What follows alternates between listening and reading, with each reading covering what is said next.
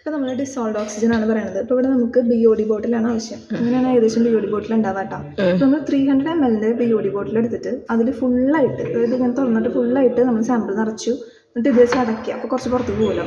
അപ്പോൾ സത്യം പറഞ്ഞാൽ ഫുള്ള് നിറഞ്ഞു എന്നാണ് അർത്ഥം. ഫുള്ളാക്കി മൂടി വെച്ച് അടയ്ക്കുകയും ചെയ്തു. പുറത്തേക്ക് പോകണം. അത് കഴിഞ്ഞാൽ പിന്നെ നമ്മൾ എന്ത് ചെയ്തു, ഇതാണ് നമ്മുടെ സാമ്പിളിൻ്റെ അളവ്. അതിൻ്റെ ഇത് തുറന്നിട്ട് അതിലേക്ക് നമ്മൾ 2 ml മാംഗനീസ് സൾഫേറ്റും അതുപോലെ 2 ml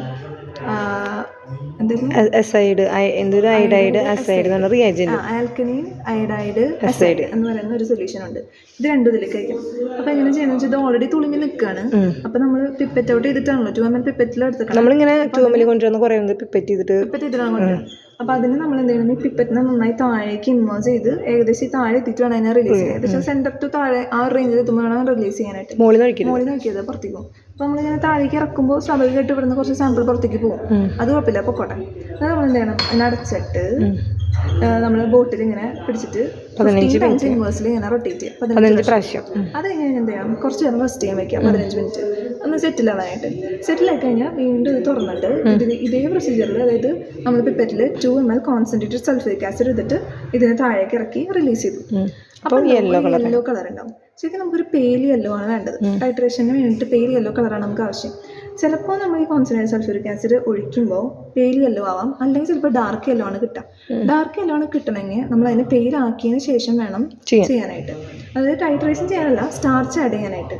നമ്മൾ ശരിക്കും എന്താ ചെയ്യേണ്ടതെന്ന് വെച്ച് കഴിഞ്ഞാൽ, ഇപ്പോൾ നമുക്ക് കിട്ടിയല്ലോ, അതായത് കോൺസെൻട്രേറ്റഡ് സൾഫ്യൂരിക് ആസിഡ് ആയതിപ്പോൾ ഒരു പേൽ യെല്ലോ സൊല്യൂഷൻ കിട്ടിയിട്ടുണ്ടാവും. അതിലേക്ക് നമുക്ക് സ്റ്റാർച്ച് ആഡ് ചെയ്യണം. അതാണ് നമ്മൾ ചെയ്യാനുള്ളത്. അപ്പോൾ പേൽ യെല്ലോ ആണെങ്കിൽ നമുക്ക് സ്റ്റാർച്ച് ആഡ് ചെയ്യാം. സ്റ്റാർച്ച് ആഡ് ചെയ്യാൻ പിന്നെ ഇതിലേക്ക് മൊത്തത്തിലല്ല നമ്മൾ ആഡ് ചെയ്യേണ്ടത്. ഇപ്പോൾ ഇത് ഫുള്ളായിട്ടിരിക്കുന്ന സാധനമാണല്ലോ, ഇതിൽ നിന്ന് ഒരു 203 ml നമ്മൾ വേറെ കോണിക്കൽ ഫ്ലാസ്കിലേക്ക് എടുക്കണം. ഈ സാമ്പിൾ ആ 203 ml ആണ് നമ്മൾ ഇനി ചെയ്യാൻ.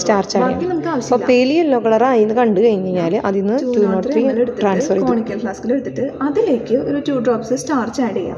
സ്റ്റാർച്ച് ആഡ് ചെയ്യുമ്പോൾ ഒരു ബ്ലൂ കളറാണ് വരിക. ഇതിപ്പോൾ ഞാൻ പറയട്ടെ, ഇപ്പോൾ പേര് യെല്ലോ അല്ല എന്ന് വിചാരിക്കും വന്നത്, ഡാർക്ക് യെല്ലോ ആണ് വന്നതെന്ന് വിചാരിക്കും. അപ്പോൾ നമ്മൾ എന്ത് ചെയ്യണം, 203 ml തന്നെ നമ്മൾ ഒരു കോണിക്കൽ ഫ്ലാസ്കിലേക്ക് എടുത്തിട്ട് ടൈട്രേഷൻ ചെയ്യാം. ഡയറക്റ്റ് ടൈട്രേഷൻ ചെയ്യാം. എന്താ ടൈട്രേറ്റ് ചെയ്യേണ്ട സാധനം അത് പറയാം. ശരിക്കും നമ്മൾ സ്റ്റാർച്ച് ആഡ് ചെയ്തതിന് ശേഷം ബ്ലൂ കളർ ആയിട്ടായിരുന്നു ടൈട്രേഷൻ ചെയ്യേണ്ടിയിരുന്നത്. പക്ഷെ നമുക്ക് ഓൾറെഡി ഡാർക്ക് യെല്ലോ ആണ് കിട്ടിക്കണേ, എങ്കിൽ നമ്മൾ സ്റ്റാർച്ച് ആഡ് ചെയ്യാണ്ട് തന്നെ ടൈട്രേഷൻ ചെയ്യാം. ടൈട്രേഷൻ ചെയ്തിട്ട് പെയിൽ യെല്ലോ കിട്ടണ വരെ നിർത്തുക.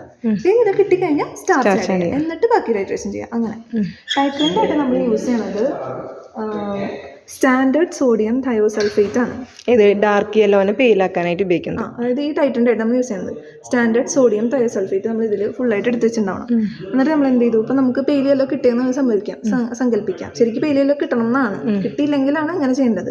അപ്പോൾ കിട്ടിയെന്ന് വിചാരിക്കും. കിട്ടിയാൽ നമ്മൾ എന്ത് ചെയ്തു, 203 കോണിക്കലിൽ ഫ്ലാസ്കിലേക്ക് എടുത്തിട്ട് സ്റ്റാർച്ച് ആഡ് ചെയ്തു, ബ്ലൂ കളറായി. എന്നിട്ട് നമ്മൾ ഇതിൽ സോഡിയം തയോസൾഫേറ്റ് ഉണ്ട്, ടൈട്രേഷൻ ചെയ്യാം. ടൈട്രേഷൻ ചെയ്തിട്ട് ആ ഒരു ബ്ലൂ കളർ ഡിസപ്പിയർ ആവും. ആ ഒരു വാല്യൂ എടുക്കുക, അതാണ് നമ്മുടെ വോളിയത്തിന്റെ വാല്യൂ. അപ്പോഴും ഇതിലുള്ള ഓൾറെഡി 0 ആയിരുന്നു. ടൈട്രന്റ് ആരായിരിക്കും? Sodium thiosulphate. അപ്പോൾ ഡാർക്ക് യെല്ലോനെ പെയിലാക്കാനും സ്റ്റാർച്ച് ഒക്കെ വെച്ചിട്ട് പിന്നെ ടൈട്രേറ്റ് ചെയ്യാനൊക്കെ സോഡിയം തയോസൾഫേറ്റ്. നമ്മൾ സോഡിയം തയോസൾഫേറ്റ് മാത്രം.